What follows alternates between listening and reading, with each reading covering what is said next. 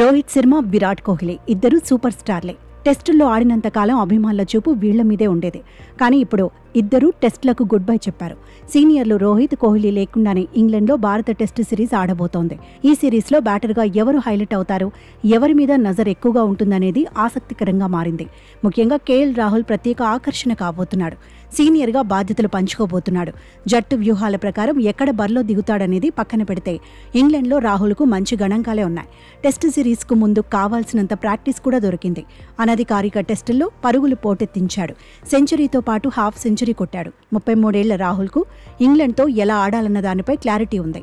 ఇప్పటి వరకు ఇంగ్లాండ్తో 13 టెస్టుల్లో బరిలో దిగాడు. 955 పరుగులు సాధించాడు. ఇందులో 3 సెంచరీలు కూడా ఉన్నాయి.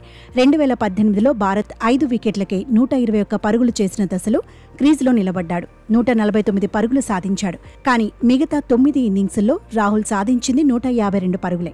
2021లో లార్డ్స్లో సెంచరీ సాధించాడు. 129 పరుగులతో భారత్ విజయంలో కీలకంగా నిలిచాడు.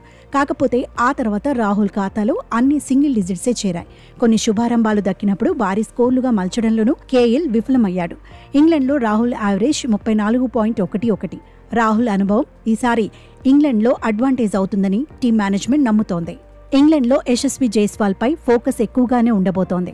భారత్ టూర్కు ఇంగ్లాండ్ జట్టు వచ్చినప్పుడు యశస్వి జైస్వాల్ అద్భుతంగా రాణించాడు. పరుగుల మోత మోగించాడు. 5 టెస్టుల్లో 712 పరుగులు సాధించాడు. ఇందులో 2 డబుల్ సెంచరీలు ఉన్నాయి. 89 యావరేజ్తో ఇంగ్లాండ్ను బెంబేలెత్తించాడు. స్వదేశంలో యశస్వి జైస్వాల్ యావరేజ్ 60.61 ఉంది. విదేశాల్లో యావరేజ్ మెరుగ్గానే ఉంది. విదేశీ గడ్డపై యశస్వి జైస్వాల్ 44.18 యావరేజ్ను నమోదు చేశాడు. రోహిత్ శర్మ లేకపోవడంతో జైస్వాల్పై అంచనాలు ఎక్కువే ఉండబోతున్నాయి.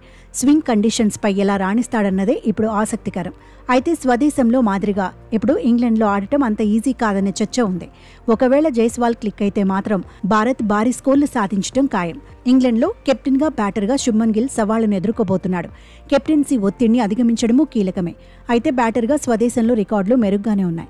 విదేశాల్లో మాత్రం గిల్ ట్రాక్ రికార్డు గొప్పగా లేదు. స్వదేశంలో శుభ్మన్ 42.03 యావరేజ్ను నమోదు చేశాడు. విదేశాల్లో యావరేజ్ 29.50 మాత్రమే.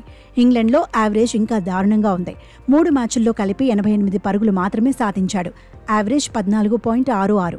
ఇంగ్లాండ్లో 2011 తర్వాత కోహ్లీ కానీ, రోహిత్ కానీ లేకుండా భారత్ తొలిసారి పూర్తిస్థాయి టెస్టు సిరీస్ ఆడబోతోంది.